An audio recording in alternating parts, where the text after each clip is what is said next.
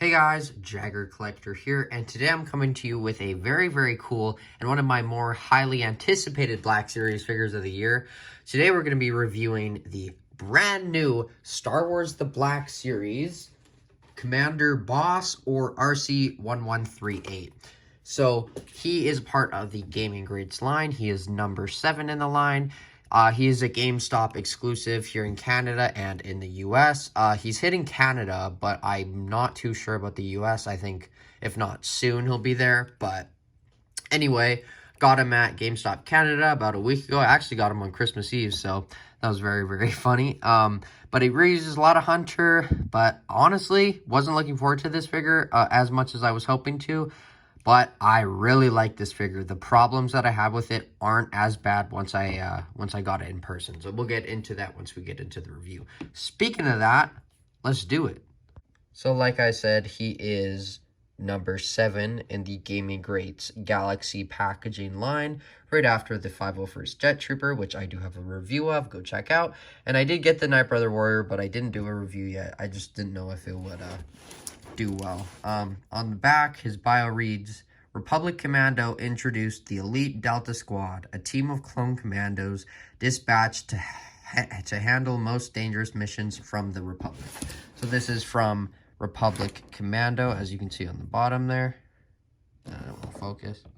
Republic Commando. So I haven't played that game, but I do know of the Delta Squad, and they are certainly very cool looking.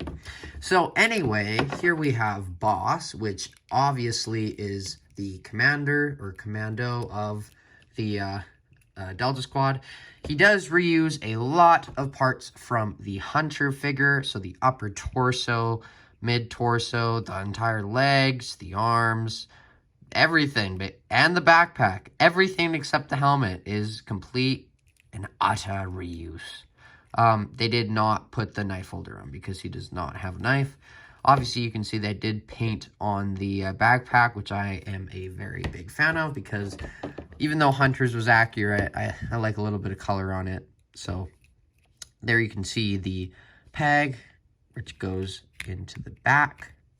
And then here's the helmet, which I want to get a close look on. So a lot of people's complaints with this figure is that it wasn't bulky enough. And honestly, once I got it in person, I do really like this figure. The problems are still there, but they're not as, like, once I, have it, it kind of just takes away all those problems because it's a really good figure, and I'm very happy they did it, even though it's reuse. I'm looking forward to getting the rest of the team. But, it is still simple. It does have a lot of kind of damage on him, which I am a big fan of. Great to get. And, of course, there's the peg where the knife holder would normally go, but it's not there. And then I really like the blue visor. It just kind of stands out and is a bit shiny, and I love the color they used.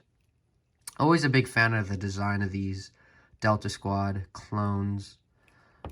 But that is really all that there is to see with the figure. He does include this blaster, which was included with Hunter and Rika.